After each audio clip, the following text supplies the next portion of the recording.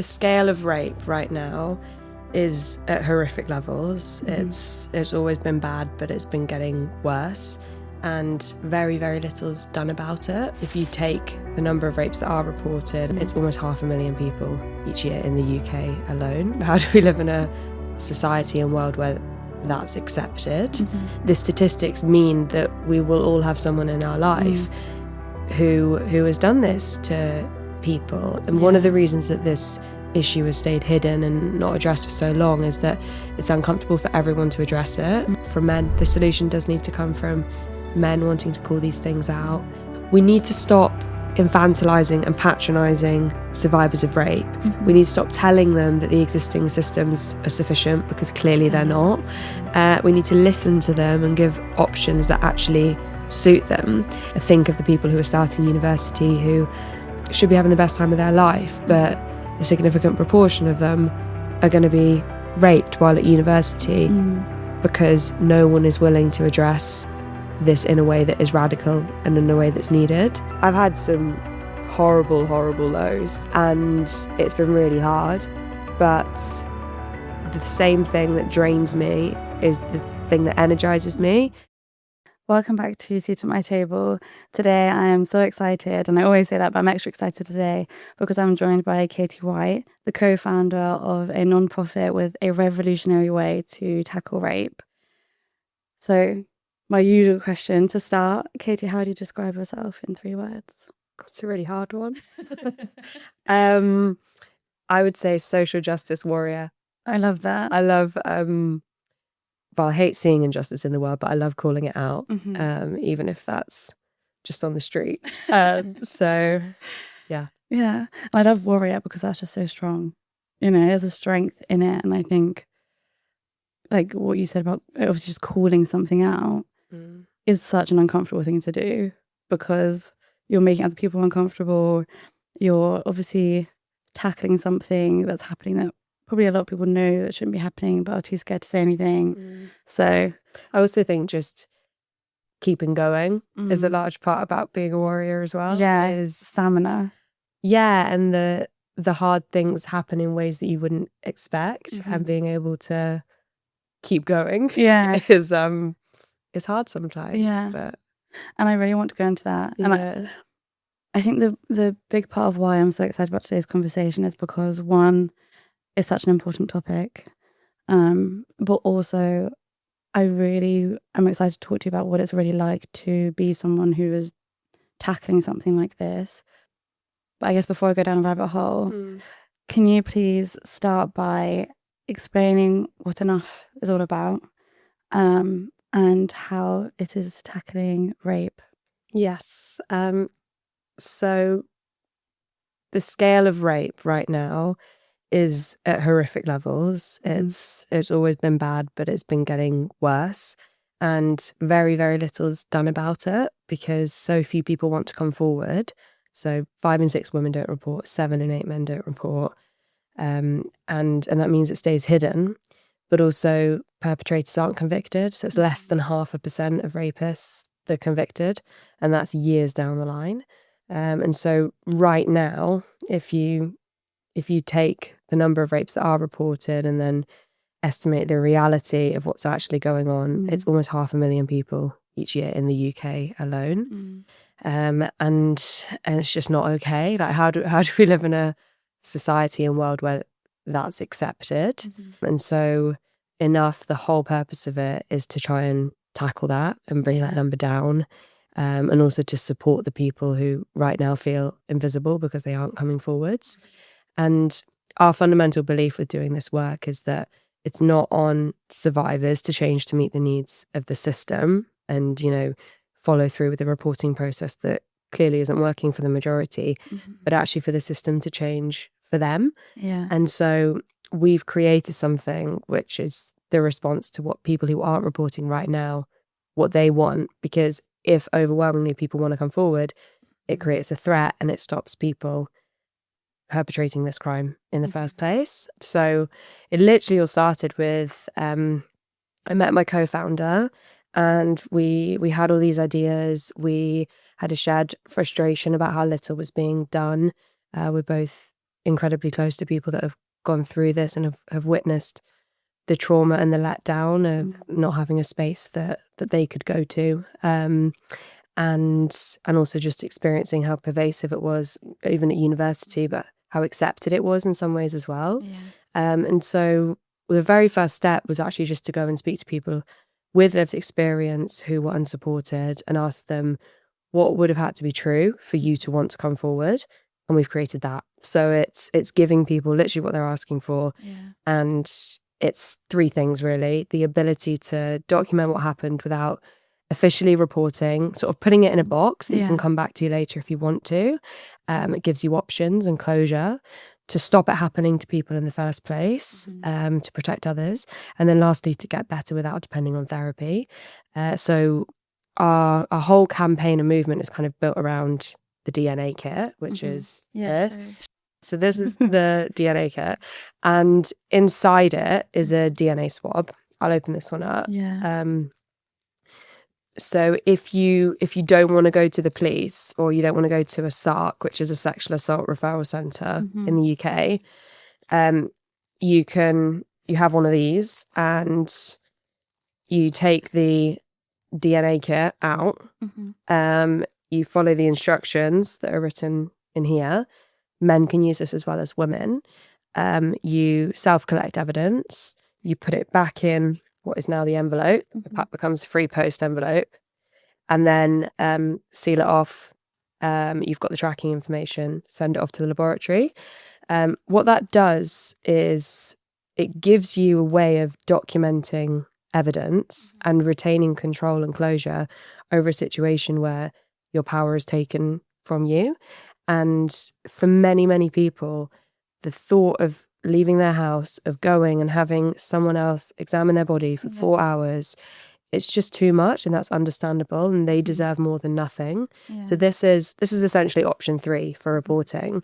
When the kit arrives in the laboratory, the top of it is split into 2. Half of it can be tested immediately to give you anonymous information. So it might say 2 DNA profiles, 1 male, 1 female.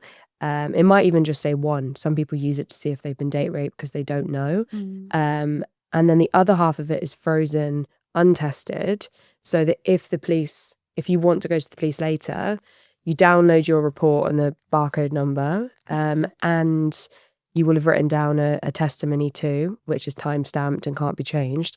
All of that can then be passed over to the police, and the police can do their own analysis on the frozen, untested portion. So it's a reporting tool, but also the presence of these in the thousands on university campuses. I mean, ultimately, we want them to be everywhere across the country and the world. It's a very clear signal and threat and deterrent. And at a minimum, that starts a conversation. Students put it on their kitchen tables, and then they come back and tell me the next day that they came back and all of the guys that they live with were sat around the table talking about consent. And that had never happened before. Even just seeing this being given out on a university campus, it's a signal that it's happening, and it needs to be taken seriously as well. Whereas right now, if it happens to you, I mean, the likelihood is you know them. You don't want to run the risk that you're going to be ostracized socially instead of them. And so you feel the shame and the blame, and you feel like no one's talking about it, so it's not really a big issue. It's not significant. So the main aim is to stop it happening in the first place. People call it the breathalyzer of rape. And it's funny because university students right now aren't old enough to understand the full reference of that. But I guess for us, we lived through the change that came as a result of the breathalyzer, where it's socially unacceptable to get in a car drunk now. Your friends would call you out.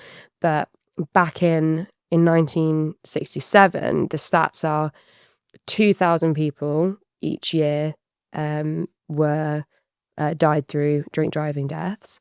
Now it's 200 a year, and there's 6 times more cars on the road. So introducing the breathalyzer, yes, it was a measuring device that could be used to help convict someone, but it also was a deterrent. It was a deterrent, and it started a conversation that then led to that act becoming socially unacceptable. And that's very much what the aim for this is as well. Yeah. So the aim is to stop it in the first place, but also to support the people who are unsupported. Yeah. And then we have a whole online recovery system as well for people who can't afford or can't access therapy, because waiting lists tend to be years long. And the development of trauma, it tends to happen if you can't get help in the immediate aftermath. So in the first 6 months, right now about 50% of survivors develop PTSD after 6 months later. And if you can get help within that period, 50% of that is prevented. So you have quite a strong chance of not getting PTSD.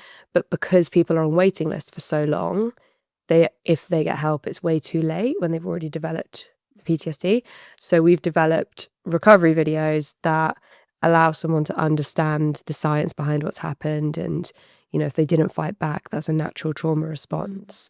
And we're developing a tool that will allow you to go through 4 proven steps that prevents 50% of PTSD. So and that will be freely available. So we're trying to sort of innovate at every step where there's a gap in the system and people aren't supported. I think that's amazing. Well, thanks. I think it's so unbelievably needed. And I think the terrifying thing are the stats where, see, the number of people who don't even come forward, and then out of those who do, the tiny percentage of people who actually get convicted. Yeah. And I think it's been an issue for so long and kind of tucked away, or like, obviously there are some conversations about it, but there's just nothing happening to change it. There's a lot of awareness, there's not much prevention. Yeah. And it's hard to translate awareness into prevention, because prevention has to come from the people who are more likely to be perpetrating the crime. And I think it's been really hard for men recently to know how to get involved in this, because they're scared they're going to say the wrong thing, or they're going to be ostracized or criticized. And, the narrative publicly is that they're the problem, not the solution. And we've found, even just from being on a few university campuses and giving the kits out, that young men are the ones that actually want to be the most involved. So it's consistently been university rugby teams that want to be the sports team driving the change. And I just think that's wonderful, because they are saying, we're not the problem. We want to be part of the solution. We just haven't been given an opportunity to. And we were on ITV with Cambridge University Rugby Club talking about the change they want to see. And I think if you give young men that opportunity, they take it. They want to be part of the solution. And the more that we can give them ways of doing that, the more we can start to create the prevention, not just the awareness. Yeah, because obviously at the moment, the conversations around, misogyny and obviously violence against women, the tagline for men that obviously has massive pushback is, it's not all men. Yeah. And obviously everyone knows that's true, but it's really hard for them to almost prove that or have a way to separate themselves. Because like you said, it's probably really difficult to understand how you can then help when obviously it's behavioural change. And I think, like you said, you're almost giving them a tool and a platform to be like, no, we're actually, we've got a movement that we can be a part of to raise awareness. Also, the problem is so bad that we are likely all friends with a rapist. We just don't know it. It's not all men, but it is pretty much always a man. And I saw that on Instagram and thought that's actually a really interesting way of putting it. And the statistics mean that we will all have someone in our life who has done this to people. And the first step is being prepared to call that out. And one of the reasons that this issue has stayed hidden and not addressed for so long is that it's uncomfortable for everyone to address it. Women like to pretend that it happens to a certain type of woman, because then they can exclude themselves from the risk. Men like to think, well, it's never going to be me or any one of my friends, and therefore not associate themselves. And that means no one is acknowledging or recognizing the issue. For men, the solution does need to come from men wanting to call these things out, men leading the way with their friendship groups. And I saw it when we were at King's College London a few weeks ago. The University Rugby Club captain, rugby again, stood there and was distributing kits and was talking to his friends, and so many of the team came up to him and then they wanted to volunteer because they wanted to impress him. And so if you give them, students follow each other, and that's a wonderful thing because it creates movements very quickly. If you give them the right thing to belong to and follow, they create the social change that their peers need. And so one of my questions is, why did you start with universities? Was it always a plan to go into universities? And is this the plan for the foreseeable future, or what is your long-term goal when it comes to these kids? Long-term goal is that they need to be everywhere, because if you're in an office and you see them in the loo, like how you see a tampon, that's again a visible reminder, a visible threat, visible conversation starter. They should be in Boots, they should be in supermarkets, they should be freely available. You should be able to add them to your Deliveroo order if you wanted to, because that widespread awareness and access is the thing that's going to stop it. But for now, the reason that we started with universities is a few reasons. So 60% of rape happens under the age of 24. Wow. So university and secondary school are the most at risk. Secondary school, interestingly, is even more at risk than universities. But with universities, you have students who are living in a contained area on the whole. So to create that social deterrent, that's what you need. And also with university students, because they're treated as adults really for the first time in their life, they want to take on change, they want to create that. So it was a combination of most at need, the characteristics to create the social deterrent, which is key to enough, and then the fact that they have all these student societies and clubs that could be such strong advocates of the campaign as well. But it is very much the starting point. We did 6 months at one university, at Bristol University, and at the end of it, lots of societies did a poll of their members and said, do you know about enough? Do you trust it? Do you think it's creating prevention? And 70% of them said that they thought it had prevented rape on campus. That our presence, the kits, the collaborations we did across the city, where you could walk into a nightclub and say, can I have a hot orange? And you were handed one of these for free, no questions asked. Some places had coffee cups that were big enough to put the whole thing in and it'd be really discreet. But it was a whole community response to this, and it was so powerful. And now we're doing pop-ups at different universities across the UK, and different sports teams are messaging and saying, we want to do it with you, we want to launch it, and they invite us down. And so we'll do that, and we'll continue to do that for the next few months, and then we've got some exciting things planned for Freshers, which is start of the academic year. But if there's students at universities listening to this and want to get it for them and their peers, all they have to do is message us, and we'll start to plan that. Amazing. And I think that is, like you mentioned, the amazing thing about universities and kind of those societies and communities.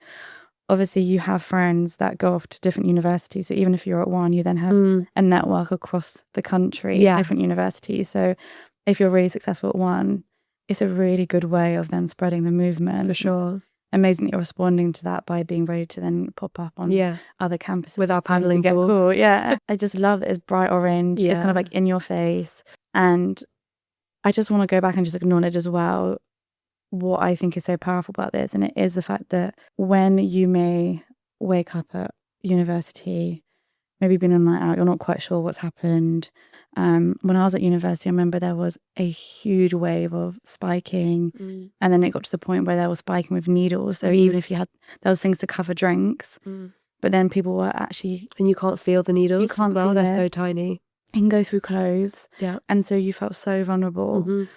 But also the whole point of being spiked is that you're unconscious, so you're not necessarily aware. So obviously the fact that you can get tested just so that you can get peace of mind to understand what's happened.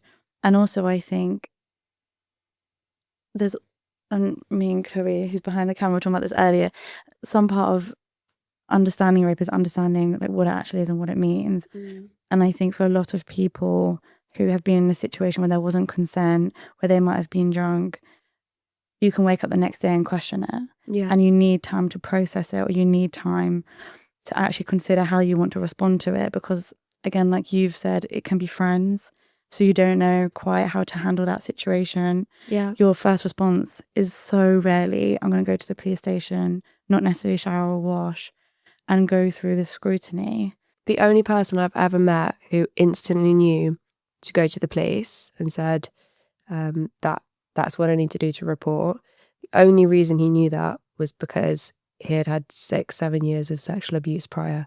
Oh my God. And so it shouldn't take that background of experience to know what to do. And he only decided to do that because he knew prospects otherwise would be impossible. If he decided to report later, he wouldn't be able to. Yeah.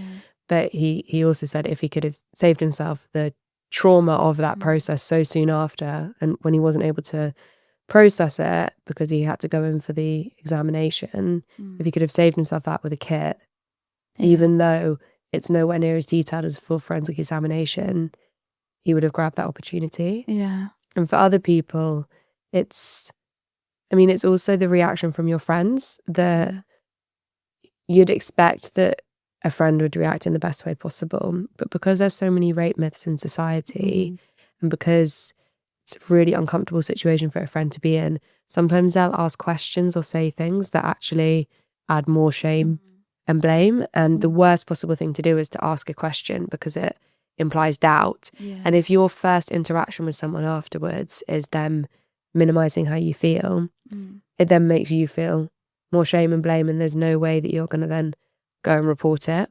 People need to be able to have the time to process, to come to terms with what's happened, and then decide, rather than feel that they've got this window that's closing and their opportunity's gone and their chance of justice has disappeared. Again, it's like what you mentioned, it's almost taking back control of the situation and giving someone that choice. Exactly. One thing that I found really interesting and heartbreaking and distressing when researching enough is actually some of the criticism and pushback. So I really want to talk to you about this because for many reasons. One, to try and understand it a bit and kind of understand how you confront it, but also how you feel about it, because I think it's amazing some of the things that are said or some of the arguments when actually, in my mind, it's just celebration that someone's trying to do something about such a big issue. Yeah. And so how you also kind of pick yourself up, because I can imagine this isn't always the most fun thing to do. You're not doing it because, you're having a great time and it's really easy and lovely. This is already a really difficult thing to be doing. And then to receive pushback, it's probably then, like you said earlier, just the stamina to keep going is the hardest part. Yeah. So can we talk a bit about no, I'd love to. Thank you for asking. When we started this, I thought this is going to be really, really tough, either because it's starting an organisation or because the topic is so heavy. Yeah. I never expected that the hardest thing was going to be some of the people that I thought would embrace it from the existing sector being so anti without even giving the grace of a conversation and trying to understand. In some ways, maybe I should have expected it, because if you look at anything in history, IVF is a really helpful example. The people who developed it, they were named as messing with God and the devil because they were interfering with natural ways of giving birth. But now IVF is so celebrated as a form of autonomy and a right as anyone trying to get pregnant. So I tried to bear that in mind as well. Ultimately, the issues that certain people in the sector have with enough is that they have two main misconceptions. They think, well, it won't be admissible, one, so what's the point of giving someone a way of collecting evidence that isn't going to help them in court?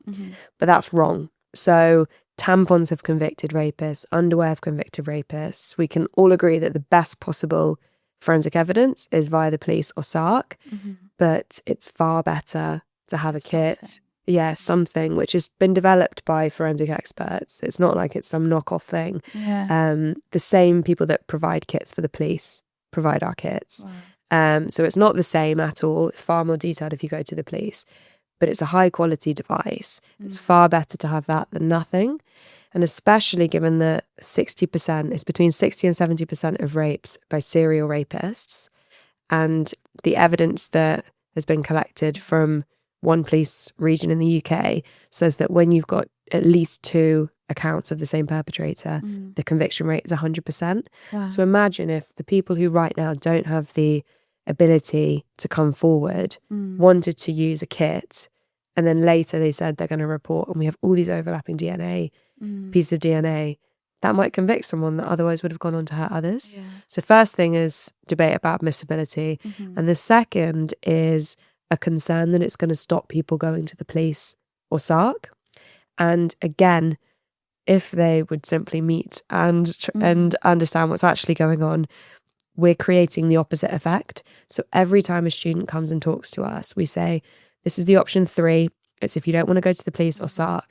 Almost always, 9 times out of 10, I mean, literally, because we track the numbers, they say, oh, what's a SARC? Yeah, I did not know what SARC was. Barely anyone does. Yeah, exactly.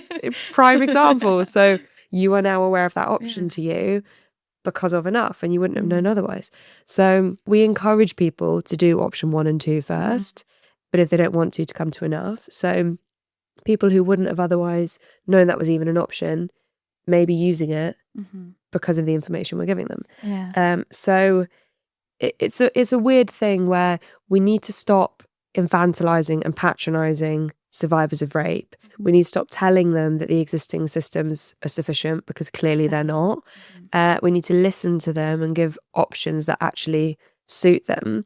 And every single person who's a member of the public or on Instagram or student or whoever, you don't even need to have lived experience, says this is such a no-brainer. It's so obvious. It fills gaps that otherwise are empty. It replaces inaction. It doesn't replace anything else. It's fully complementary, helps you have a greater chance of criminal justice, but it's also social justice because it stops rapists acting. And so for the people who are anti, it's a small number, but they're just quite loud. For the people who are anti,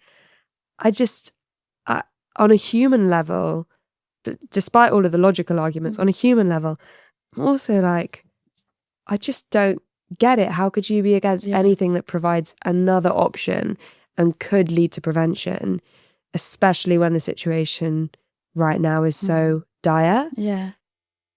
And you asked about sort of resilience and working through that personally. And I've had some horrible, horrible lows. And it's been really hard. But the same thing that drains me is the thing that energizes me, because I think that is exactly, this behavior that we're experiencing is exactly why nothing has changed. That no new ideas have really come in. Because there is a mindset among some people in the system that we have the right system if only people would use it. And so it gives me that fight to keep going. I think of all the people that I've spoken to who have been so let down or haven't had an option. I think of the people who are starting university who should be having the best time of their life, but a significant proportion of them are going to be raped while at university because no one is willing to address this in a way that is radical and in a way that's needed. So it's tough, but, you know, the history will be on our side because we are doing the right thing. We're doing what survivors of rape want. And I try to think about the difficulties as interesting chapters ultimately in that story, rather than things that are going to stop us. I think it's so funny you say that, because I think I might have even mentioned this podcast before, but something that I love to think about if like there's a hard time is it's going to make the biography so much more interesting. You know, it makes the success story so much more interesting when you had to confront all of this pushback. And I think I did find it shocking because it was people that you would think would be celebrating. It's people that I used to admire. And I was looking forward to contributing to a sector that they were in. And it's just been so disappointing. And I think there's always fear when someone tries to come in and change things. I think, you know, they could see it as criticism, thinking, why didn't we come up with a solution? You know, and actually people coming to try and change it. There's definitely ego involved. Does it undermine them and what they're doing? And there's so much focus right now in the sector on support, but really what we need to be doing is prevention as well as support, because otherwise the money is reducing for the budgets are reducing for support, but the numbers are going up. And sometimes I wonder, is there a fear that those organizations then become less important because they're not focusing on prevention, if that's the strategic priority set out by the government? I don't know. I think anyone on the outside would think everyone's all holding hands and helping each other out, and I wish it was like that. And for some in the sector it really is, and there's wonderful organizations and people within those who are as confused and perplexed by this as we are. But sadly there are others that I don't know. I think if they just met us, they would sat down and had a conversation. Send them the podcast. Yeah, send them the podcast. I think it's really interesting because I saw an interview you did and you spoke about this criticism that it's not that people believe that you can't use it in court, it won't hold up in court. But I really liked your response. One, obviously you've done the research, and like you said, there's definitely going to be so many cases where it is admissible. If it's not, then it's not, probably not because of the care. It's like a number of other things, and also it's still better than having nothing. And who knows what the DNA advancements are going to be, because you freeze it for 20 years before now, we couldn't do things that we can do today. And I think the other response you had was just so spot on. It's like, well, if it gets to court, it's already too late because someone's been raped. The whole point of this is to create conversation, to create deterrent, because if people know these kids are around, there's a lot higher risk that they'll have repercussions of their actions. And also just the education from friends talking to friends, rugby boys talking to each other. So I just thought that was a really powerful thing for you to say. I want to understand how you actually started it, because the fact that you've created these kits, it's not, I can imagine, a cheap thing, because you have to send it off to labs. You're obviously, and it's a non-profit. And as part of this question, I also saw, it was actually an article criticising you, but I thought this was really like positive. Okay. So it kind of went against Great them. mindset. Because they spoke about almost like pitch decks, and they were trying to frame enough as like the Silicon Valley startup. Oh, they love to do that. Yeah. It's really interesting. My co-founder, Tom, he's been incredibly successful in so many different types of business, and whether that's food tech or being at Amazon right at the start, which is such a huge achievement to be selected to lead that organization, considering what it is now. But within certain groups, that's a really bad thing, and they think that because he's been successful in that way before, he must be a profit hungry whatever. And again, if they just sat down with him and spoke to him, they would learn that for the past 3 years he's been working full-time on enough, 70 hours a week, completely unpaid, and he's doing it because his daughter was raped and he had no idea, and he wishes before it had happened that he knew about the risk to her and to his sons, and could have potentially done something about it. So he's fulfilling an obligation as a parent, and he's being attacked for the fact he previously made money, and it's just so wrong to instead to think about it from the perspective of, well, he has all these wonderful skills, he has a passion, and he wants to help create change. So that's part of the whole pitch deck Silicon Valley thing is to do with him, and is deeply unfair. I mean, we've been a non-profit from the start, but I think those who are trying to criticise will look for any route to try and put us down. And we do sell kits as well as giving them out for free. And the reason that we sell kits is so that anyone who's not a university student in a city where we're going to can access one. But we sell them for less than the cost of the lab test. So even that isn't about making money. But again, that'll be something where anyone who's against will use that against us. What I find really frustrating about this, because I'm involved in a few charities, and it's about, firstly, surely people want people with certain skills to go in and actually make change. That's obviously one. Like, imagine shaming someone for using skills that they've taken and then doing something good for the world. But also, I see so many people in charities or trying to create movements and their heart's in the right place and they're trying to do something amazing, but they don't have the entrepreneurial mindset or the knowledge on how a business works money-wise, how to keep something going, how to raise funds. Yeah. How to have relentless focus as well on the things that matter, because there's so many things you could do. Yeah. And so I think it's so needed that actually you need to have a finance mindset when you go into creating a movement, or organisation, or non-profit, because at the end of the day, if you need money to actually do something, like you need money to create these kits. Yeah, totally. And so if you you need a pitch deck, you need to be able to fundraise. I mean, the only reason we're able to do this is because we put together a pitch deck and we went to people and said, can you either loan us some money or donate money so that we can get this off the ground? And if that's too Silicon Valley for some people, that's fine, but that's the only reason we're able to do this. Expect people to create something, unless again you need someone who's super rich and just has a passion project and then just invest all their own money. Then you're shaming them anyway because they will. They made money. So going back to how you did actually start this. So obviously you were speaking to your co-founder Tom. So we met kind of by chance. I was used to live in the US. I was there for a year, and we met when I was there, and we had a meal, and he's the father of one of my friends, and after the meal we were just having a cup of tea, and then somehow got onto sexual violence, and then it became very clear that not only were we both very passionate about it, but also wanted to do something. And that difference is very important, because I've had so many conversations with people about this and the injustice of it, but very rarely does it get onto, well, let's do something, let's do something big.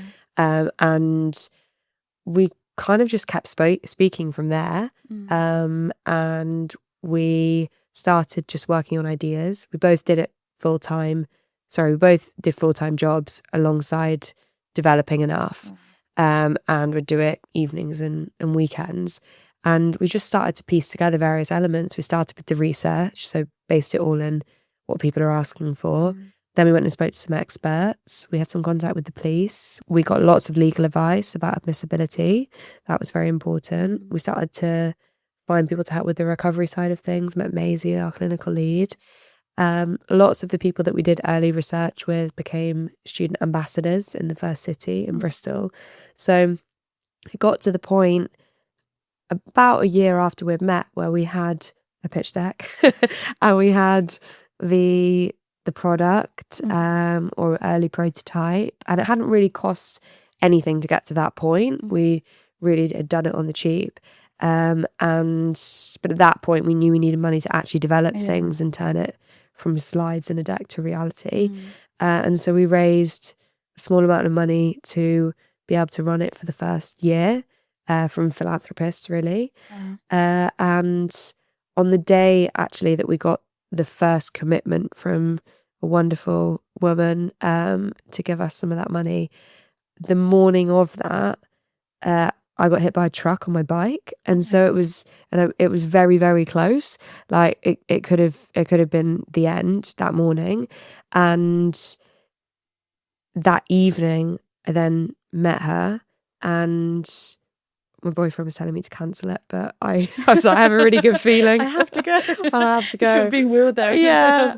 And when she said at the start, like, how was your day? I didn't tell her, because I thought, well, if I tell her this, it's gonna sound that's going to be a half an hour conversation, and we need to be talking about enough.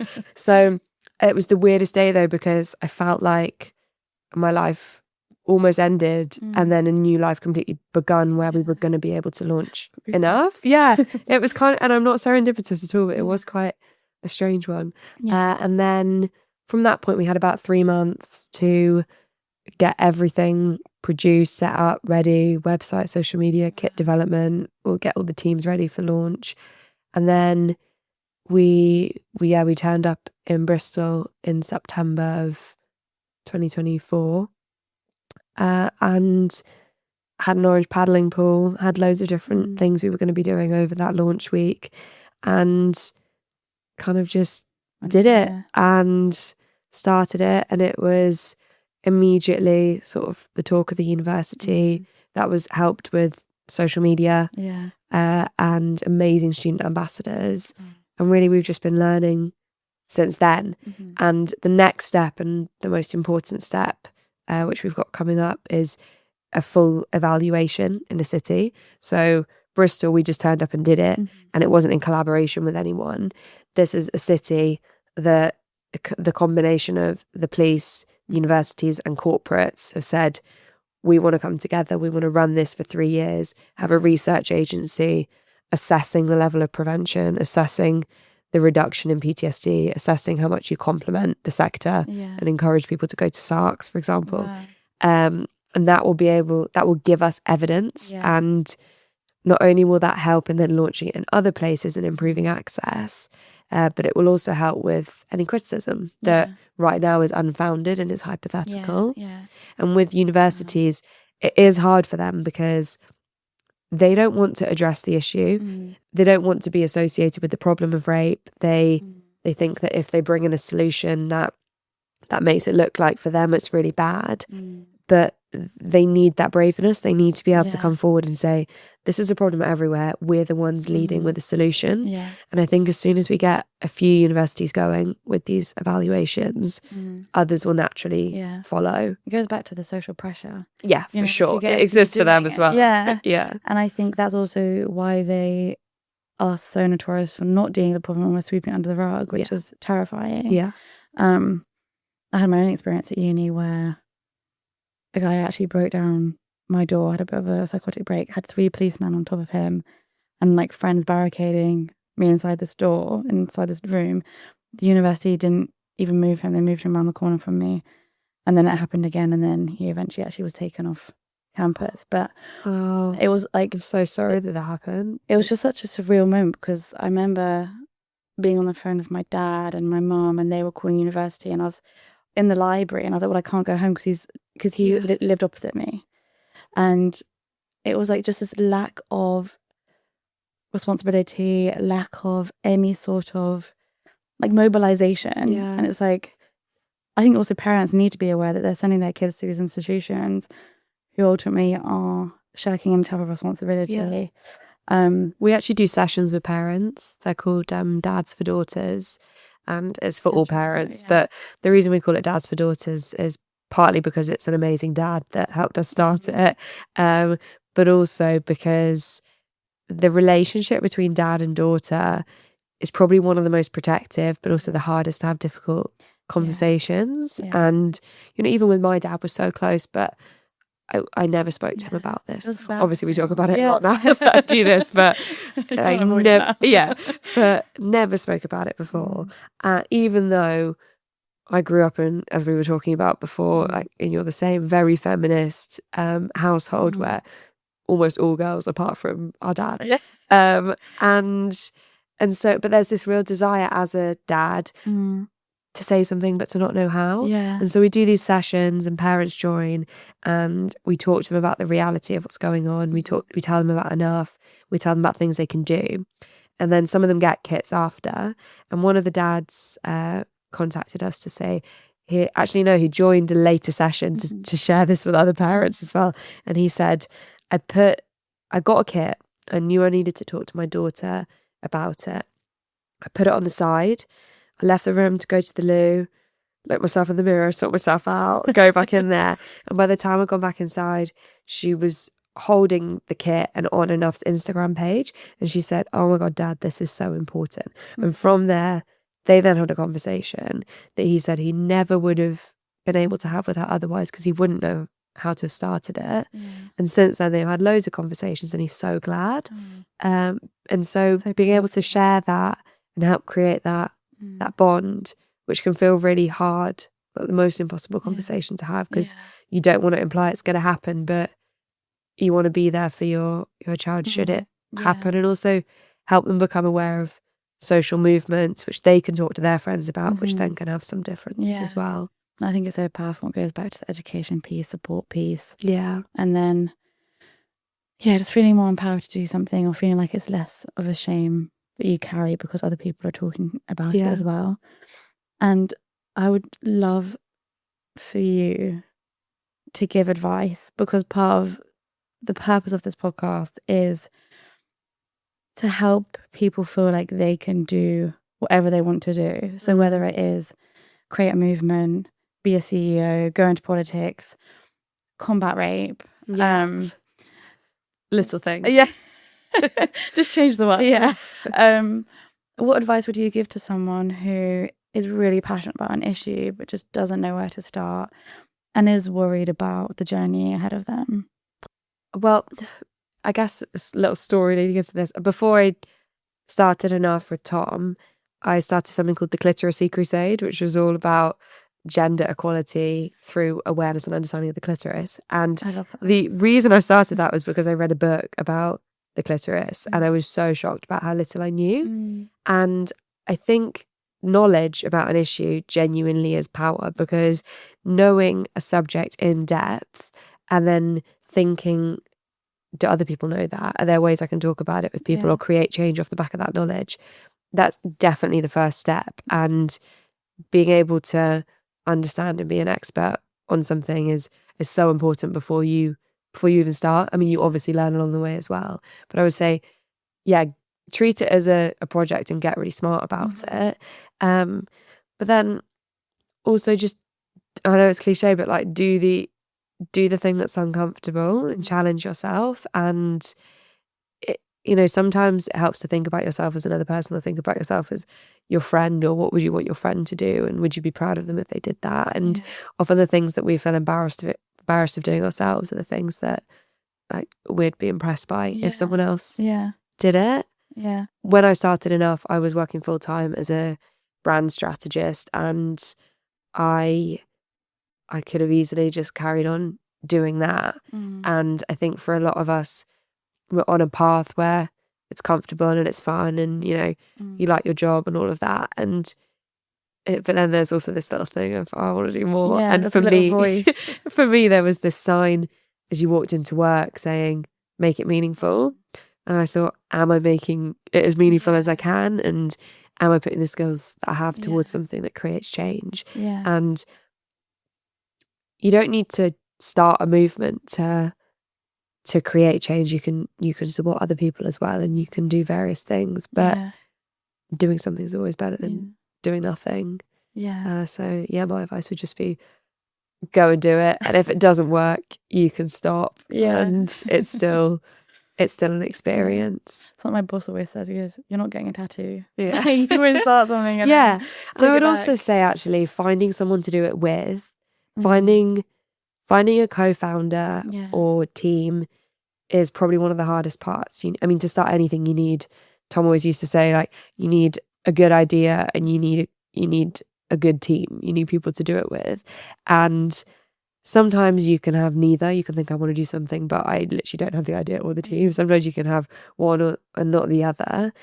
But there are ways of meeting like-minded people who want to create change. There's so many different types of meetups and online forums and blogs, and finding someone who shares your passion and also is going to help push you and wants to create the change with you, I think helps you last a bit longer as well. Because someone to hold you accountable, someone to like motivate you when you're in it, and also just like hold each other's hand. Exactly. Someone who really understands the mission because they're living it as well, so that when something bad happens, they are able to actually not just listen and sit there with you in it, but help you get out of that as well. That's amazing. Thank you so much. Thank you for creating Enough, because I just think it's so important, powerful, needed, hard for you to be doing. And so thank you for being the one taking up that responsibility. What would you say is that question as well? Because you've started this obviously alongside a full-time job. So what advice would you give? I would honestly say just start, because start before you start thinking about it.